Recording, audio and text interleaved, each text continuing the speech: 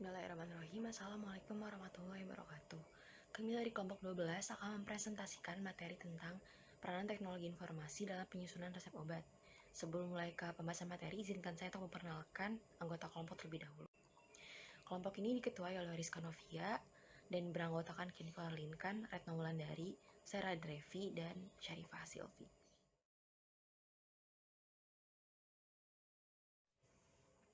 Pengertian resep elektronik. Resep elektronik atau e-prescribing adalah penggunaan teknologi informasi dan komunikasi dan alat untuk memperoleh, memeriksa, mengkaji ulang, memodifikasi, dan secara elektronik mengirimkan informasi resep tentang produk farmasi oleh praktisi medis. Pengertian lain dari persepan elektronik adalah proses elektronik yang menghasilkan dan mengirimkan permintaan resep elektronik dari dokter untuk dikirimkan ke provider atau komputer apotek.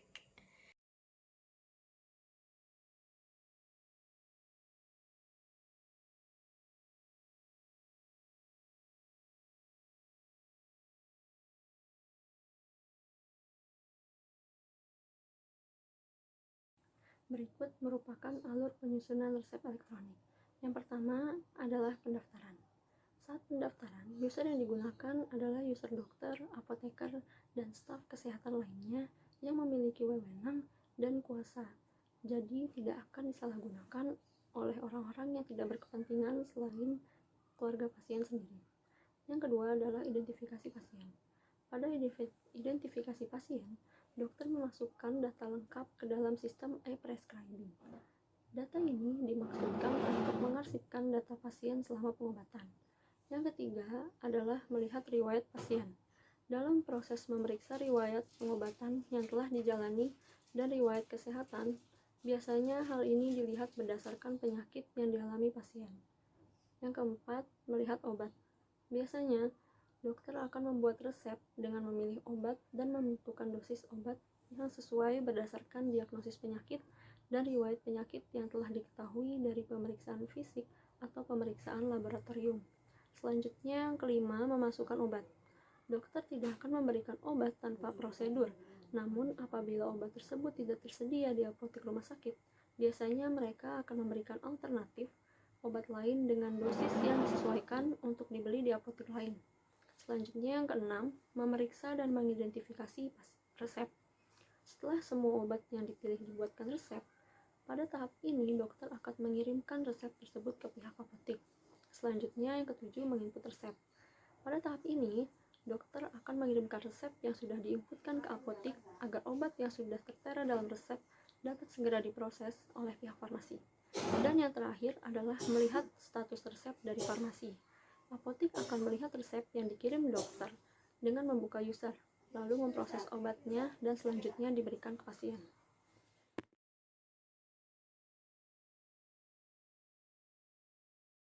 Perbandingan antara pelayanan resep konvensional dan resep elektronik. Berdasarkan hasil penelitian diketahui bahwa rata-rata waktu tunggu peresepan elektronik adalah 22,27 menit dan pada peresepan elektronik adalah 41,64 menit. Waktu tunggu pelayanan resep adalah jangka waktu dari pasien menyerahkan resep di unit farmasi sampai pasien menerima obat. Menurut hasil penelitian, terdapat 6 faktor yang memberikan kontribusi terhadap lamanya waktu tunggu layanan resep, yaitu jenis resep, jumlah dan kelengkapan resep, sumber daya manusia, ketersediaan obat, sarana dan fasilitas yang menunjang, dan partisipasi pasien atau keluarga. Namun pada penelitian lainnya menunjukkan bahwa resep elektronik dapat meminimalkan resiko pada fase prescribing dan transcribing yang mengurangi waktu tunggu, juga kualitas pelayanan lebih baik dibandingkan dengan peresepan konvensional.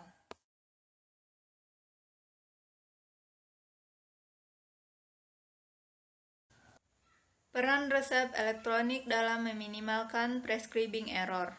Medication error menjadi sebuah hal yang akan terjadi dalam sistem perumasakitan bila tidak terjadi manajemen yang baik. Salah satunya dalam sistem peresepan elektronik ini, atau dikenal dengan e-prescribing atau EP. Medication error umumnya didefinisikan sebagai kegagalan dalam sistem tata administrasi perumahsakitan, baik dalam proses pengobatan yang mengarah atau berpotensi mengakibatkan kerugian. Jadi, sebenarnya, masalah apa yang paling ditakuti dari kesalahan peresepan obat secara manual? Menurut hasil penelitian yang telah dilakukan, kesalahan peresepan pada resep elektronik dan non-elektronik menunjukkan bahwa resep dokter junior cenderung memiliki kesalahan yang lebih besar dibanding resep yang dibuat oleh dokter senior. Oleh karena itu, diperlukan sebuah sistem elektronik prescribing karena cukup membantu dalam mengurangi beberapa medication error. Dalam sistem peresepan obat juga memberikan kepastian pembaca serta kelengkapan peresepan, memberikan informasi akan obat yang diberikan seputar dosis, cara pemberian, serta menyarankan frekuensi. Karena EP sedikit banyak merubah beberapa kesalahan dalam sistem peresepan obat. Perlu diakui bahwa EP juga cukup membantu dan efisien dalam mengurangi medication serta prescribing error.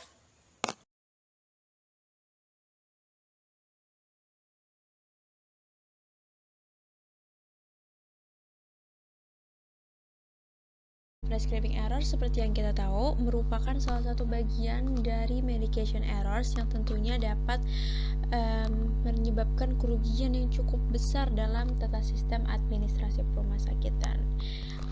Prescribing errors dengan kategori resep tidak lengkap lebih banyak disebabkan oleh penulisan resep secara manual atau konvensional.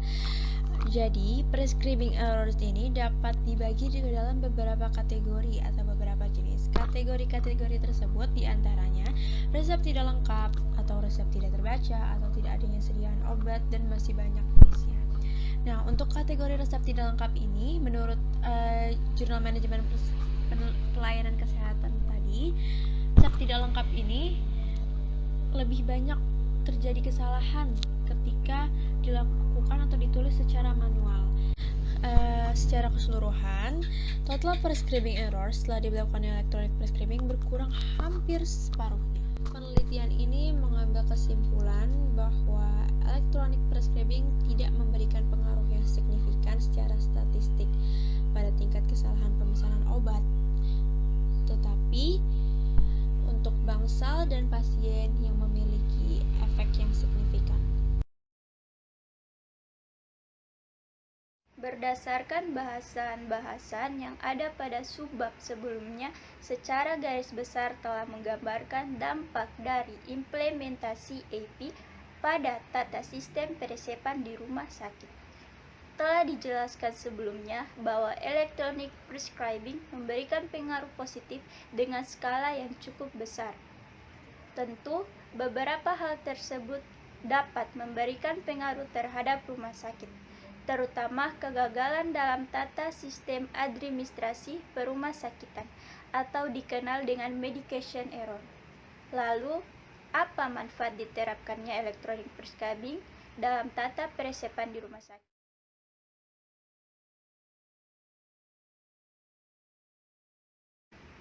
Sekian presentasi dari kami. Mohon maaf apabila ada salah kata atau pengucapan. Terima kasih atas waktu dan kesempatannya. Sampai jumpa di materi selanjutnya.